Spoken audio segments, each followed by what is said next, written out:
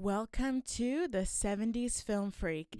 This is your host, SarahReech, and I am back.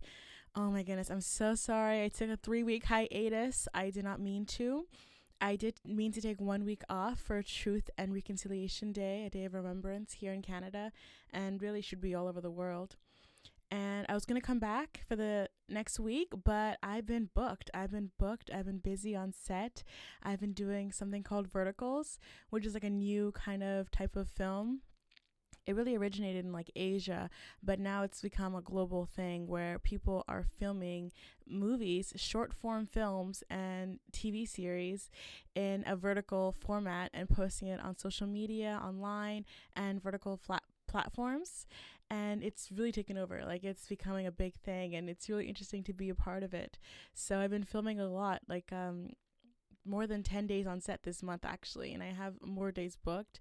So keep an eye out for me if you're watching those and let me know which ones you watch. A lot of them are like high drama and a lot of action and love and romance and intensity. So if you like that kind of thing, you should look into it. It's a lot of fun.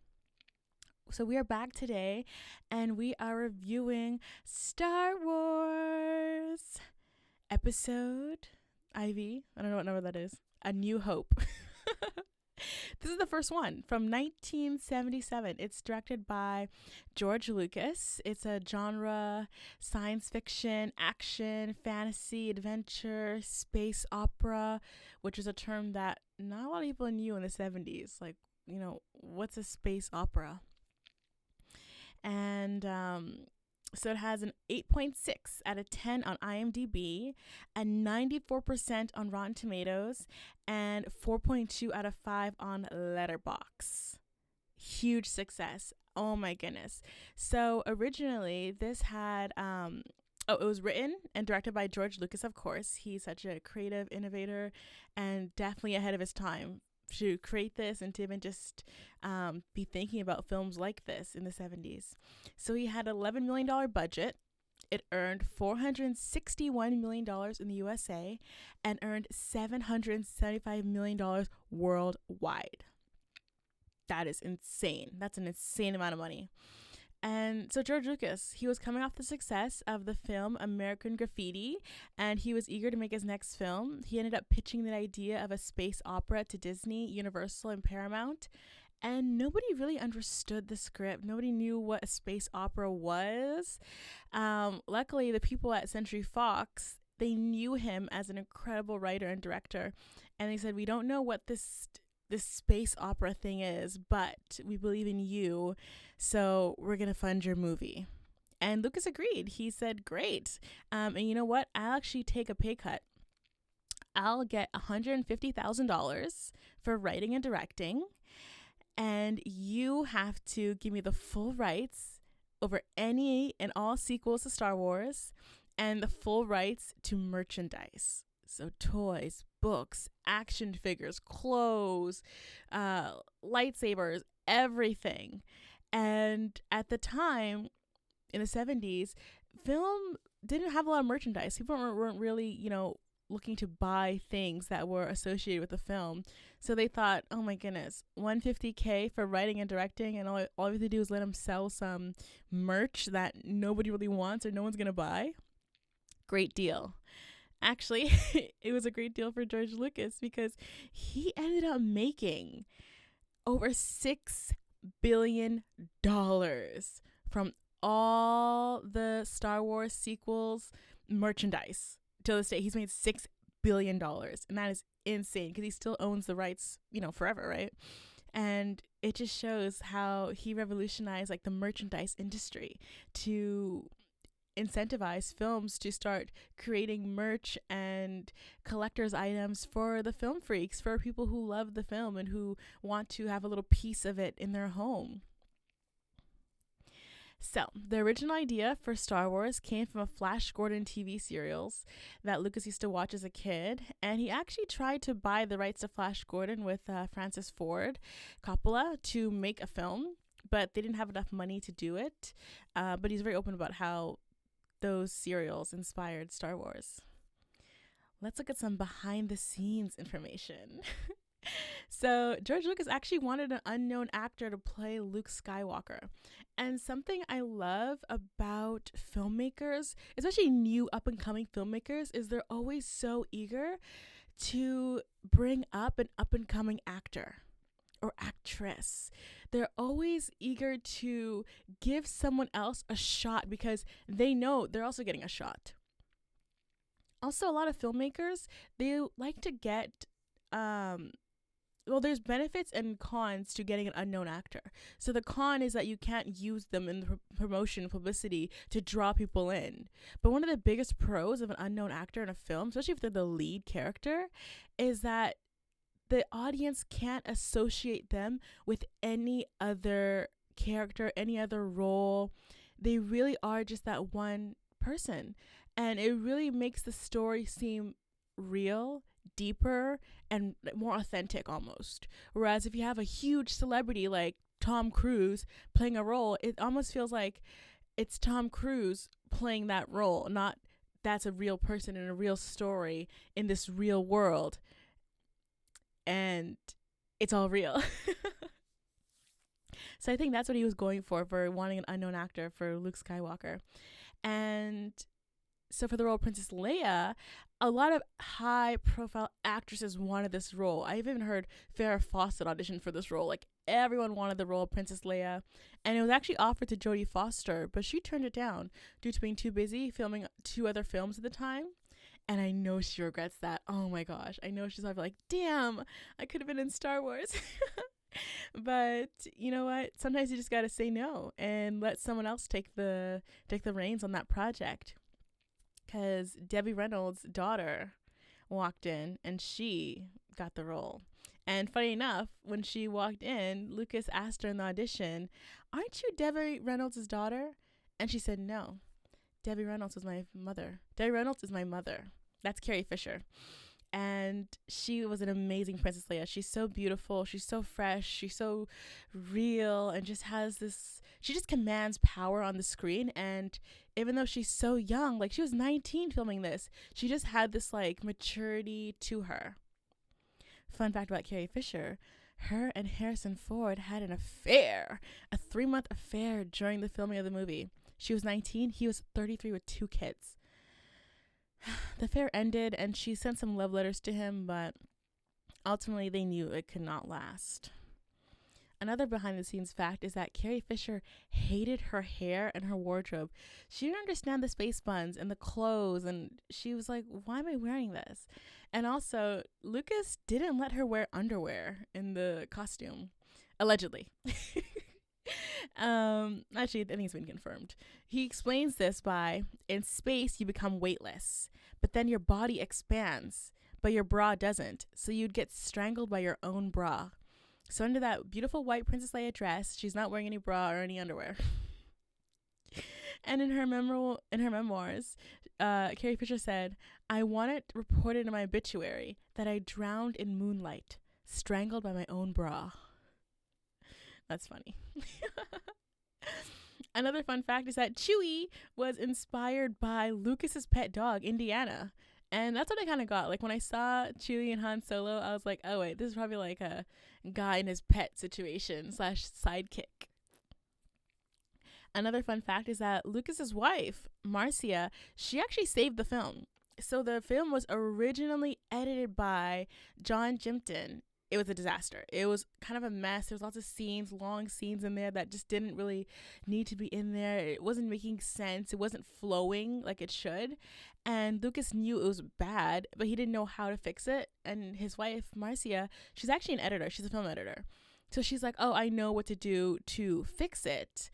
And she was able to get 2 people on board, and they completely took all the scenes and made a whole new copy of Star Wars, and that's the final Star Wars that we see in films.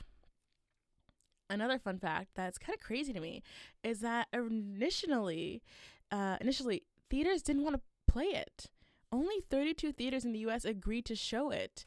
And because Fox was the one producing it, they were able to say, look, if you refuse to show Star Wars, you will not be given the rights to screen The Other Side of the Moon, the Other Side of Midnight, a World War II love story.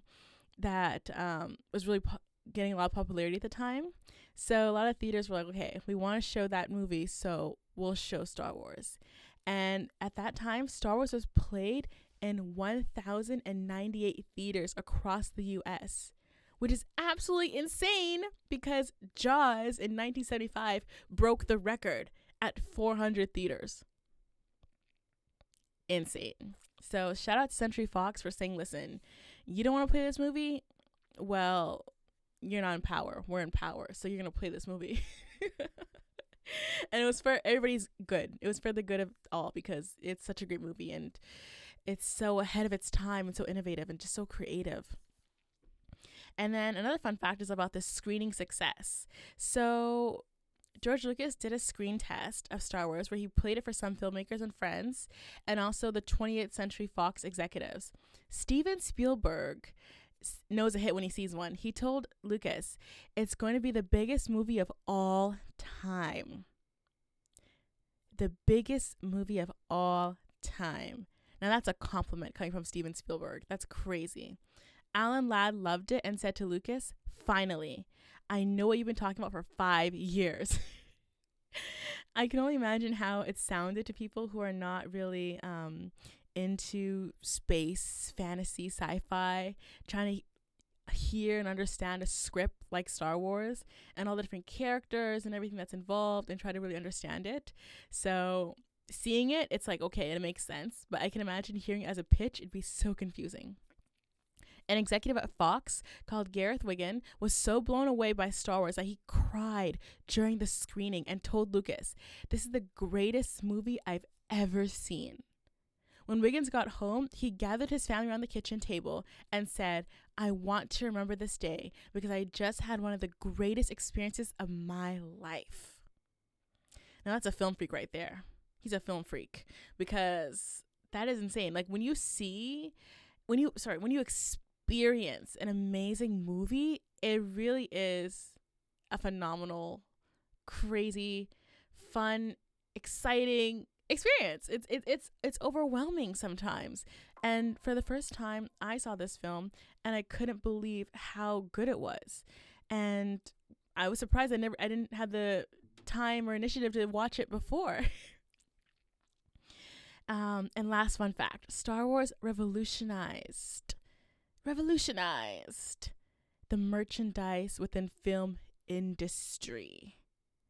And George Lucas made $6 billion, which I told you earlier.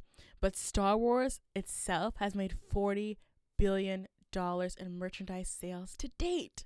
And when we look at films that are coming out right now, like Wicked, there's like Wicked popcorn bowls, Wicked candles, Wicked cups, Wicked plates, Wicked clothes, Wicked everything. And merchandise has just gone so big. And it all started in 1977 with Star Wars. So, because it's my first time watching Star Wars and it's such a amazing, well-regarded film, there's no way for me to review it scene by scene like I usually do and give you some in-depth discussion and think pieces because we'd be here for 10 hours, maybe 20. There's so many things. There's so many little hidden nuggets and so many amazing moments in the film that just... It's bigger than me. It really is bigger than me. And I don't want to upset the Star Wars fans. So here's what I'm going to do. I'm going to tell you my favorite things about the film and why. I have a list here and it's going to be fun. And that's the way I'm going to review films that are really highly regarded, that are really that take time. You know, like Star Wars is not a movie you just watch and you understand right away. You know, there's so many little things within Star Wars, within that universe, within the Galactic Republic, within the characters, within, you know, the story, that if you're going to do a real authentic good review, it would not be within an hour. It would take so much time and there's so much to say. So we'll just do the favorites for now and yeah, let's get into it. At first, I'm going to do a little bit of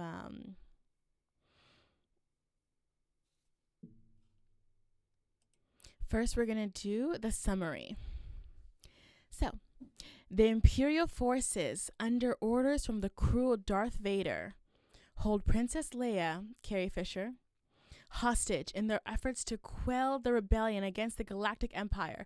Luke Skywalker, Mark Hamill, and Han Solo, Harrison Ford, captain of the Millennium Falcon, work together with the companionable droid duo R2-D2, Kenny Baker, and C-3PO, Anthony Daniels, to rescue the beautiful princess, help the Rebellion Alliance, and restore freedom and justice to the galaxy. Dun, dun, dun, dun, dun, dun. And I didn't mention, but Darth Vader is played by Davis Prowse. So my first favorite, oh my gosh, the introduction. It's so good. Dun, dun, dun, dun, dun, dun, dun. And right away, the introduction, it gave me comic book, superhero.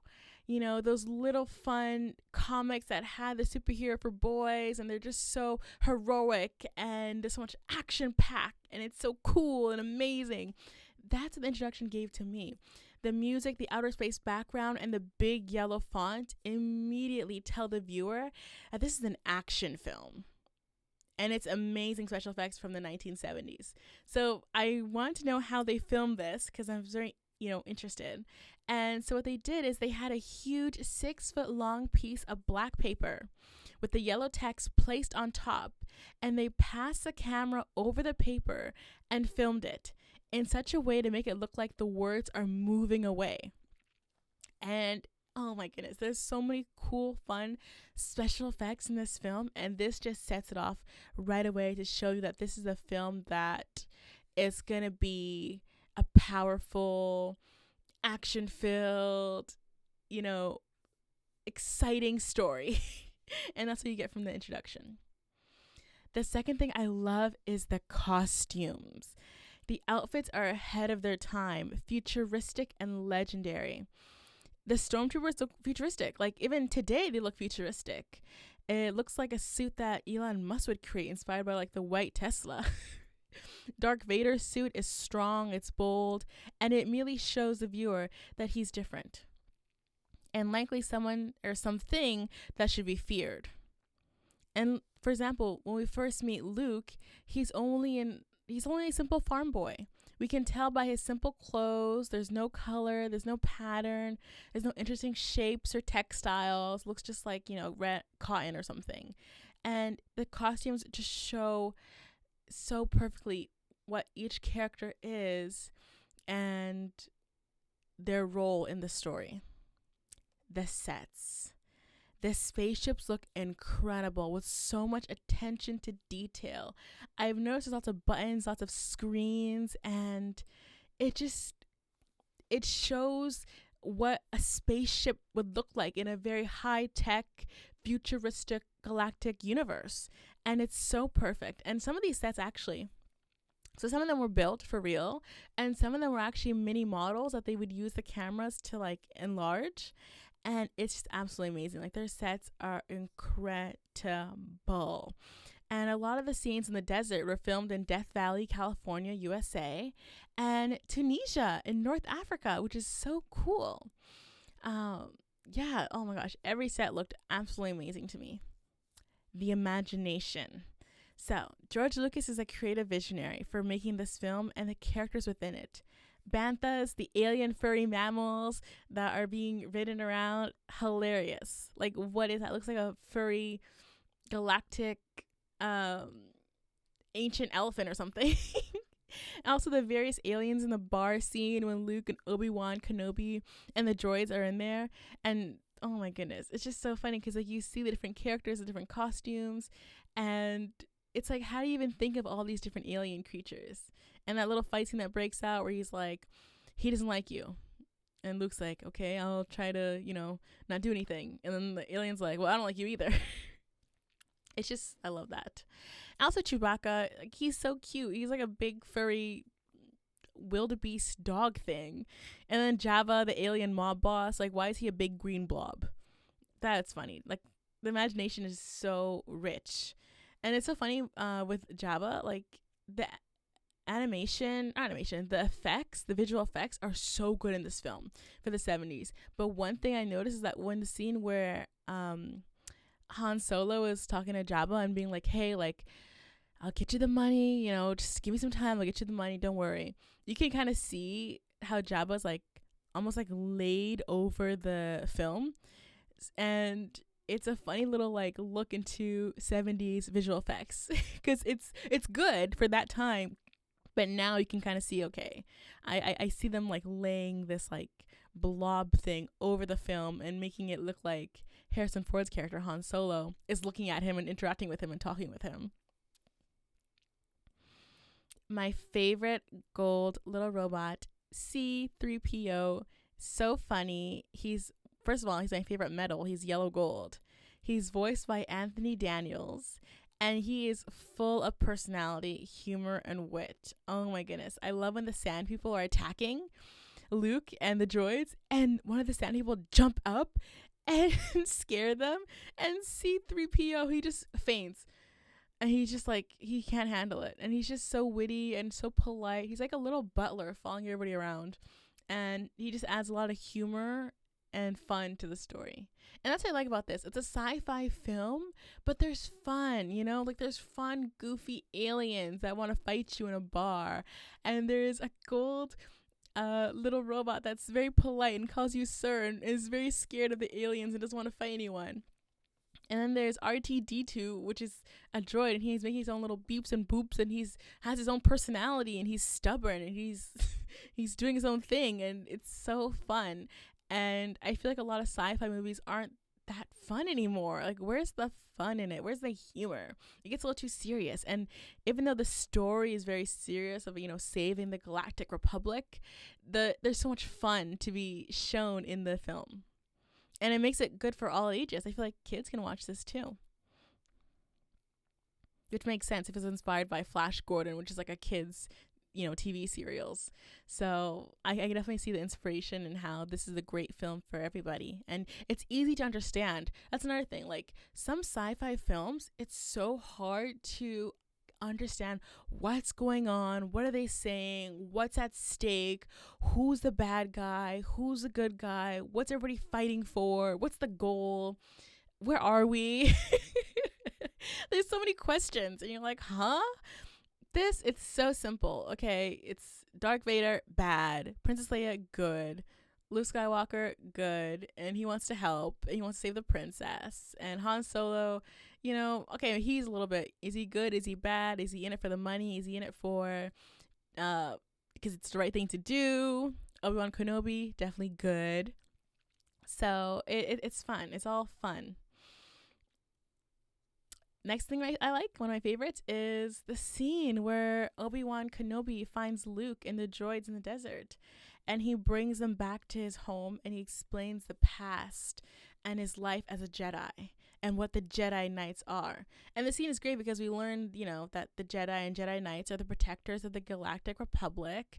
Luke's father and Darth Vader were also Jedi Knights. Obi-Wan Kenobi trained Darth Vader before he betrayed them and killed Luke's father. So this scene gives us a lot of information about, okay, who is Darth Vader? What does he want? And who can fight him? Like, who can save Princess Leia? Because when she's saying, Obi-Wan Kenobi, you're my only hope, why is he the only hope? You know, who is he? So it makes it information-filled scene, and I like it. And it puts the seed in to the viewer that Luke is going to follow in his father's footsteps to become a Jedi Knight, just like his dad. Because his uncle on the farm there's a scene where he says something like, oh, he's just like his father, or something like that. And it's just kind of like a foreshadowing to Luke's future as a Jedi Knight.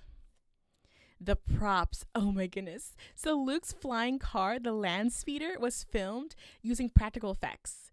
And when I saw this, I was like, whoa, that is incredible. It looks like it's floating over the sand. It's so fast, and it's so perfect. It's like the perfect, like, teen boy spaceship in a Galactic Republic where he's a farm boy. Like, it's so perfect. It just fits. And I want to know how they filmed this. And they filmed the flying effects using angled mirrors. So they put these like long mirrors along the side of the land speeder, and it hid the wheels. So it's on wheels rolling around. but the mirrors hid the wheels, and they also use like shadows and low camera angles, and sometimes even Vaseline on the camera lens to create a blur effect. So the mirrors totally hide the wheels, the Vaseline and the low angles, they makes like a blur, so it looks like it's like moving really fast in the air, and it is. Well, in the story it is. In the real life, it's kind of just rolling on the sand, which I think that's so fun. A quote I love is, "The Force can have a strong influence on the weak-minded." This quote was said in the scene where Obi-Wan Kenobi, Luke, and the two droids are going past a section where stormtroopers are patrolling the road. And the stormtroopers are looking for two droids because they know that those droids hold information that Princess Leia sent out that would lead to her rescue and to their overall destruction. So they're looking for two droids, and there's two droids in the back of Luke's car. So Obi-Wan Kenobi looks at one of the stormtroopers, and he tells him, "These aren't the droids you're looking for. These people can go." And the stormtrooper's repeating exactly what he's saying, almost like mind control. And they get past, they get waved off, and Luke's like, "What just happened? Like, what was that?" And then he says, "The Force can have a strong influence on the weak-minded." And I'm all about, mind over matter. The mind is so powerful. And this quote it really stuck out to me. And I was like, whoa, I want the Force with me. The next thing I love is Han Solo. So Han Solo is the captain of the Millennium Falcon, and he's played by Harrison Ford. And oh my goodness, I can see why Carrie Fisher had an affair with him. He's looking good in this film. He is looking pretty good. He's 34 years old. Well, he was 33/34 during filming and 35 when it came out. And it's crazy because he looked so good back then, and now he's 83 years old in 2025, and he still looks good. So, yeah, that's one thing I love about 70s movies is that they love to have attractive actors and actresses in the film. And the movie will still, be real and raw and authentic, but it's going to be played by an attractive person. There's going to be some eye candy there, and he's definitely some eye candy in this film. The casting, I love the casting. So all the characters are so well cast, and each of the actors really embodied their role. Carrie Fisher is so beautiful as Princess Leia, and she demonstrates a strong leader fighting against the tyranny of the Empire. She exudes regal energy and confidence. Mark Hamill is the perfect Luke Skywalker. He really portrays like the simple, wide-eyed farm boy in need of adventure so well. And of course, Han Solo, Harrison Ford, he really makes it seem like he is that guy. He's just taking another job, trying to get money where he can, and just provide for him and Chewie and just do whatever they want. They put themselves first, and that's just what it is. And oh my gosh, every single person was so well cast in this film, and I love it so much. The high resolution, oh my goodness. The quality of this film is impeccable, which is crazy since it was filmed in the 70s with a very modest budget. And yes, $11 million is a modest film budget, especially if you're going to Tunisia to film scenes in the desert. Like, you have to fly everybody there, put them in a hotel. Like, it's a lot of work and a lot of money to make a film. And the fact that this one was made with such a modest budget and a second-time director, and the quality is just so amazing. So I did some research. I was like, why is it so good? And the quality is so good because in production, they used something called Vista Vision. And they also used some motion control cameras, and they recorded all of this on long format film stock. So by being able to use motion control cameras and Vista Vision filming techniques, it preserved the quality all these years. And that's why it's so good. Oh my goodness, it's amazing. The fight scenes. I love the sounds of the guns or the blasters. Pew, pew, pew, pew, pew, pew. It's like ray beams. When Luke, Hans, and Chewie are trying to rescue Princess Leia, they've just got on the ship.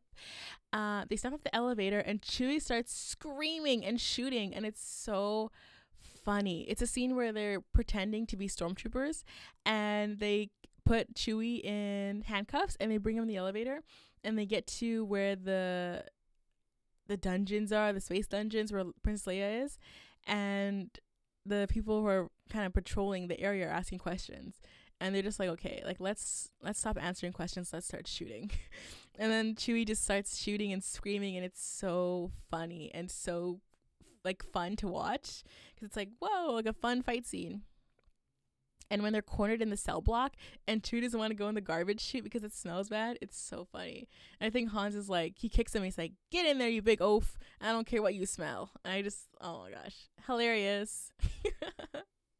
And the princess is she's so spicy and feisty, and you know, she's not waiting around to be rescued. She's, you know, planning and scheming. And even when the stormtrooper walks in, well, it's actually Luke, but she thinks it's a stormtrooper, and she goes, aren't you a little too short to be a stormtrooper? Like, I just love her little fiery personality and her remarks. And she's not playing any games with Han Solo. He's telling her what's what, and she's like, no, I'm gonna tell you what's what. And she's definitely a little firecracker, and I love that. The next quote I love is, of course, the most famous Star Wars quote, "May the Force be with you." A powerful quote that means you have the support of the whole rebellion behind you.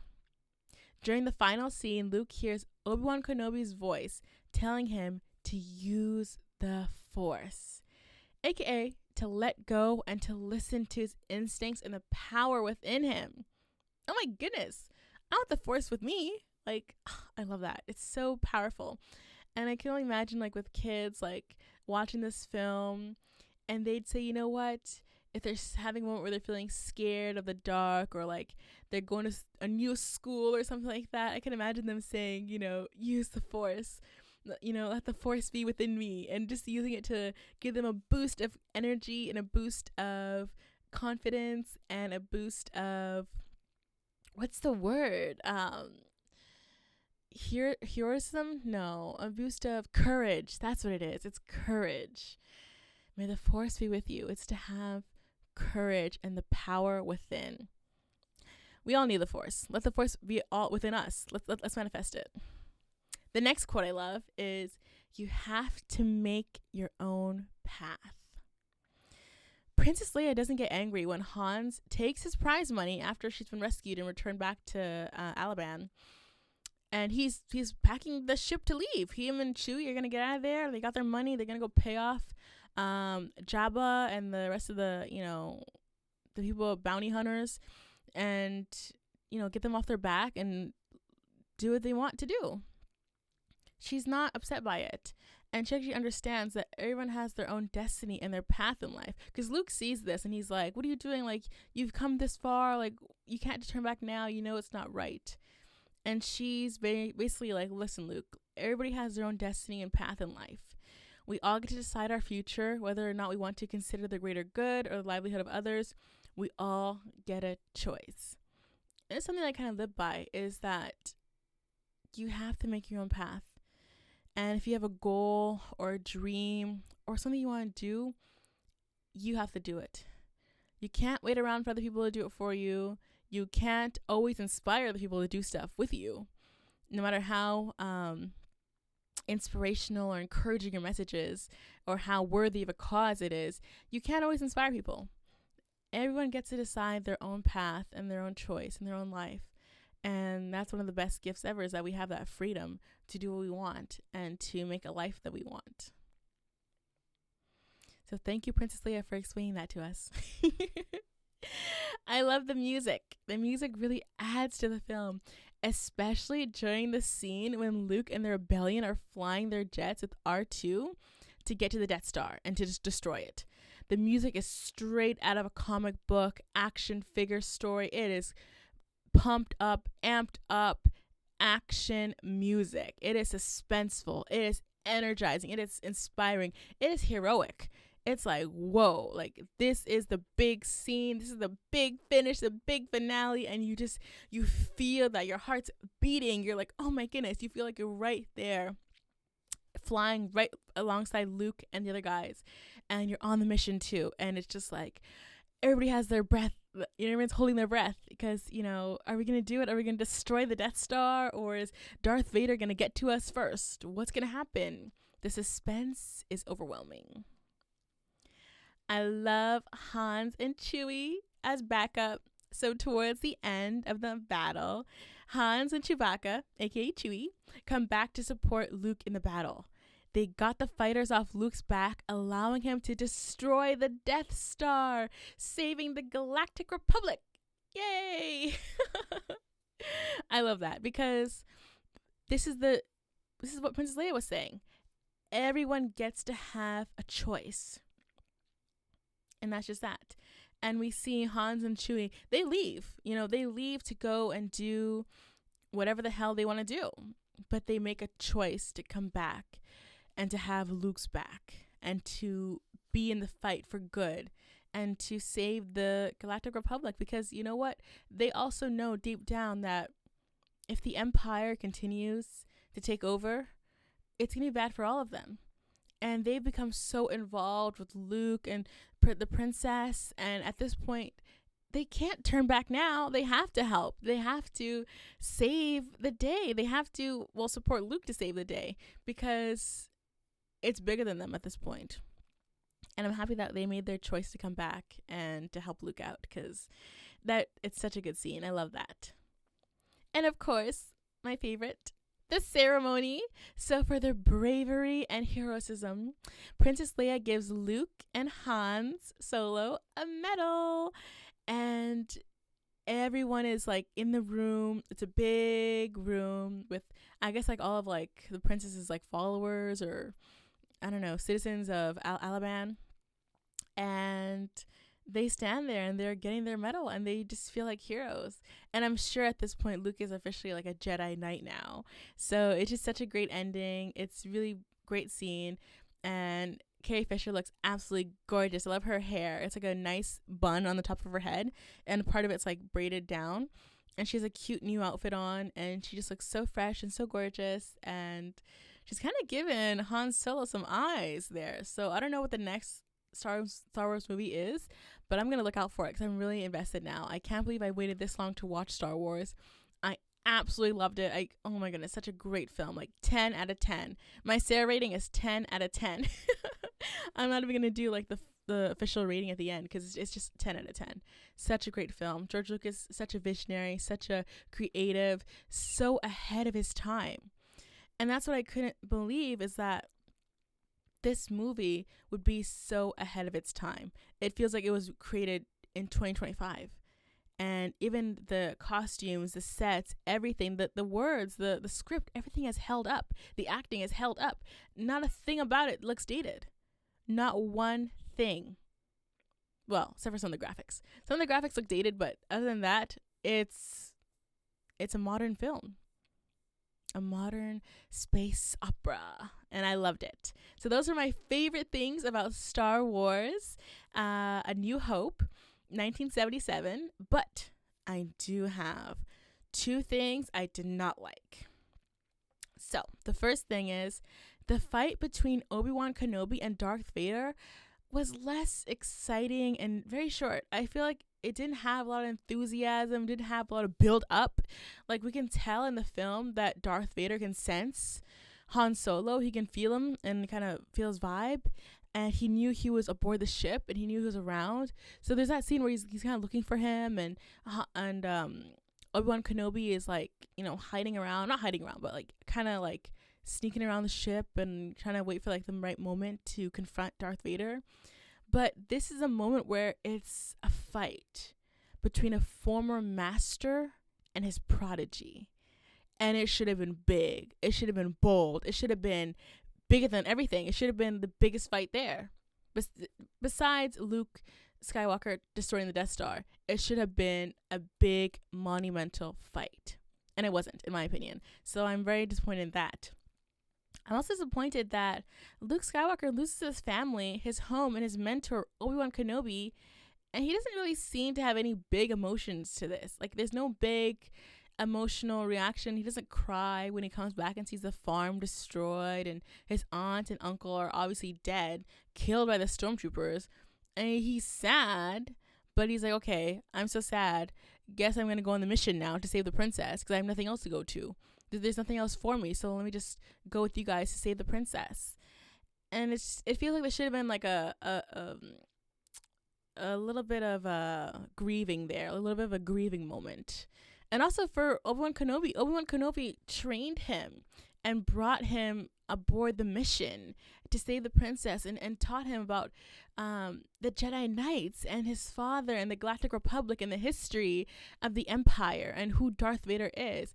And he kind of was like a mentor to him, and he saved him in the bar. And, you know, they had this whole journey together, and then he sees him get killed by Darth Vader, and he kind of like doesn't react that well. Like, he keeps shooting at the stormtroopers, and he shoots longer than anybody else, and you can see he's a little bit upset, but it's not like a big grieving kind of reaction that I think should have been displayed. But I don't know. What do you guys think? What do you guys think about these two dislikes? And let me know if you had any dislikes in this film and what your favorite moments are of Star Wars: A New Hope. Next week, we are coming back with Carrie.